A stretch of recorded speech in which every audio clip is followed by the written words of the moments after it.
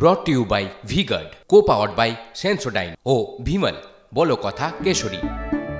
Associate sponsor UltraTech cement. আর কিছুক্ষণ পরেই নতুন মন্ত্রীদের সঙ্গে চা চক্রে নরেন্দ্র মোদী। বাংলা থেকে কে কে মন্ত্রী হবে বলুন তো? জোর জল্পনা কিন্তু শুরু হয়ে গেছে। মন্ত্রী হতে পারেন শান্তনু ঠাকুর, অভিজিৎ গাঙ্গুলি, এরকম বিভিন্ন নাম উঠে আসছে। কথা বলবো আমাদের প্রতিনিধি জ্যোতির্ময়ের সঙ্গে। জ্যোতির্ময়, বাংলা থেকে ঠিক কে কে মন্ত্রী হতে পারেন, কি জল্পনায় দেখা যাচ্ছে?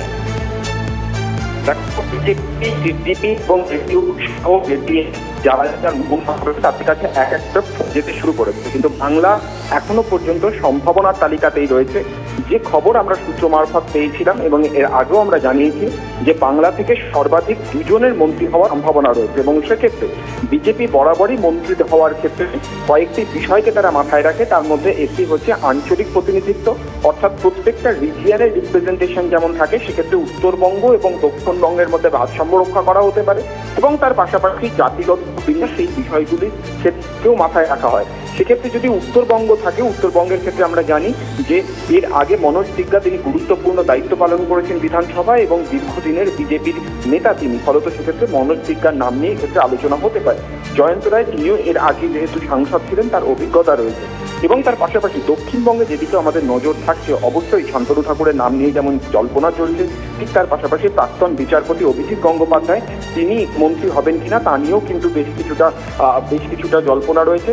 এবং সৌমিত্র খাঁ তিনি কার্যত হুঁশিয়ারি দিয়ে রেখেছেন। তিনি বলেছেন যে তাকে মন্ত্রী হওয়ার জন্যই মানুষ এবারে ভোট দিয়েছে, ফলত তিনি যদি মন্ত্রী হতে না পারেন সেক্ষেত্রে তৃণমূলের জেলা নেতৃত্ব তার টাচে রয়েছে বলে তিনি ইতিমধ্যেই TV9 বাংলাকে জানিয়েছেন। ফলত এই চাপের কাছে বিজেপি নেতৃত্ব করে তারা আদৌ নথি স্বীকার করে কিনা আমাদের নজর থাকবে। বেশ, জ্যোতির্ময় তুমি সঙ্গে থাকো, নজর রাখবো পরের খবরে।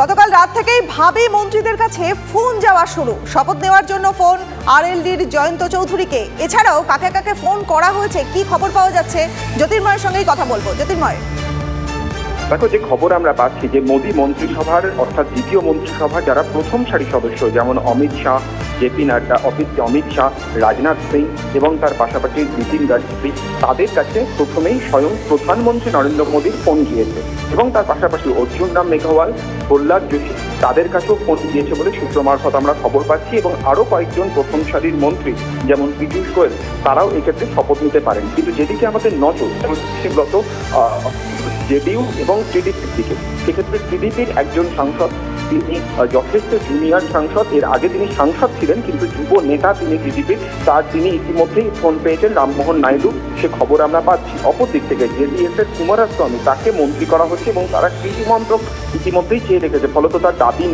মেটানো হবে কিনা সেদিকে আমাদের নজর থাকছে। যে খবর আমরা পাচ্ছি RLDর জয়ন্ত চৌধুরী তিনি মন্ত্রী হতে চলেছেন, এবং একইভাবে রামবিলাস পাসওয়ানের ছেলে চিরাগ পাসওয়ান তিনিও মন্ত্রী হতে পারেন বলে আমরা সূত্র মারফত খবর পাচ্ছি। এবং এখনও ঠিকই ফোন কল যাচ্ছে। আপাতভাবে যেটা নিয়ম তা হচ্ছে, যদি ক্যাবিনেট মন্ত্রী হন তাহলে প্রধানমন্ত্রীর ফোন যাবে, যদি MOS হন তাহলে সেক্ষেত্রে বিজেপি যিনি সভাপতি বা তার দলের সংশ্লিষ্ট দলের সভাপতির ফোন তার কাছে পৌঁছবে। ফলত কার ফোন আসছে এটাও যথেষ্ট গুরুত্বপূর্ণ, এবং সবশেষে ক্যাবিনেট সেক্রেটারি ফোন আসবে এবং তিনি বেশ কিছু গুরুত্বপূর্ণ ডকুমেন্ট পাঠাবেন।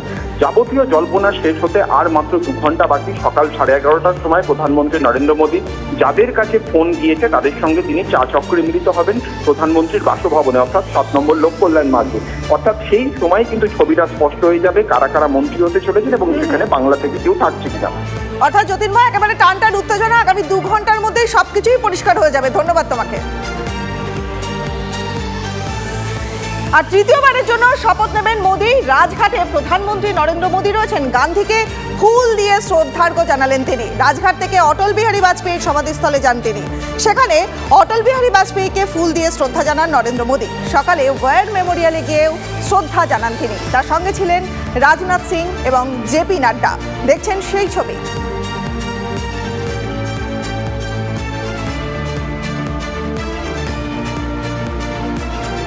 আজ মসনদে বসবেন প্রধানমন্ত্রী নরেন্দ্র মোদী, আর একে একে রাজঘাট, ওয়ার মেমোরিয়াল এবং পরপর একটার পর একটা কর্মসূচি নিয়েছেন সকাল থেকে প্রধানমন্ত্রী নরেন্দ্র মোদী। অটল বিহারী বাজপেয়ী তার যে শ্রদ্ধাও জানিয়েছেন ফুল দিয়ে নরেন্দ্র মোদী। সকালে ওয়ার মেমোরিয়ালে গিয়েছিলেন তিনি, এবং তার সঙ্গে ছিলেন রাজনাথ সিং ও জেপি নাড্ডা।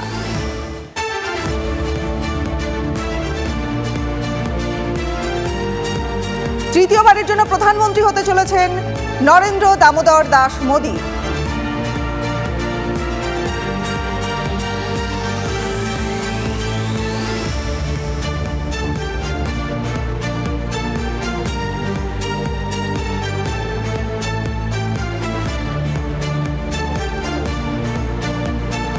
তৃতীয়বারের জন্য মসনদে বসতে চলেছেন প্রধানমন্ত্রী নরেন্দ্র মোদী। কি প্রত্যাশা শরদিন্দু বাবু, দেখব। আমাদের রাজনীতিকে খেলাধুলোর থেকে সরিয়ে দিতে হবে। কোনো রকম রাজনীতি এলে চলবে না, এবং খেলোয়াড়দেরই কিন্তু সব থেকে বড় অ্যাডমিনিস্ট্রেশনটা চালাতে হবে। তারাই কিন্তু খেলোয়াড়দের সুবিধে অসুবিধাটা বুঝতে পারবে। এবং যদি আমরা একটা স্কলারশিপ শুরু করি, যারা বিলো পভার্টি লাইন আছে কিন্তু অত্যন্ত প্রতিভাবান, আমার মনে হয় সেখান থেকেও প্রতিভা উঠে আসবে। দিল্লিতে সরকার গঠন ইন্ডিয়া এখনই সরকার গঠনের দাবি কিন্তু জানাচ্ছে না। আগামীতে সরকার গঠনের দাবি করবে কিনা এমনটা কিন্তু নয় মন্তব্য তৃণমূল সুপ্রিমোর। এনডিএ জোট বেশি দিন স্থায়ী হবে না, ইন্ডিয়া জোটই আগামীতে সরকার গড়বে, আত্মবিশ্বাসী Mamata Bandyopadhyay. New government ultimately ইন্ডিয়ারই হবে, বাট যে কতদিন থাকে একটু সামলাতে দিন, একটু দেখতে দিন নিজেদের কাকে কতটা সন্তুষ্ট রাখতে পারছে। हम खुश होंगे अगर जितना जल्दी से जल्दी एक अनस्टेबल, एक गड़बड़ गवर्नमेंट, जो वीक गवर्नमेंट, ये जल्दी से जल्दी घर वापस जाए। अभी बीजेपी को समझना है कि इसको पार्टी तोड़ना अच्छा काम मत करो, पहले आपका पार्टी तोड़ जाएगा। हमने नहीं तोड़ेंगे, आपका अंदर से ही जाएगा। आपका अंदर का सब आदमी खुश नहीं है, ये हम दिख रहा है।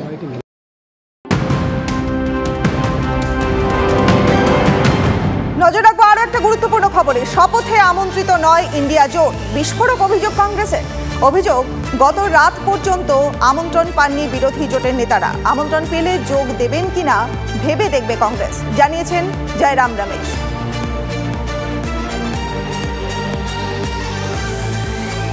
Brought to you by V-Guard, co-powered by Sensodyne O Bhimal, বলো কথা Keshari. Associate sponsor Ultratech Cement।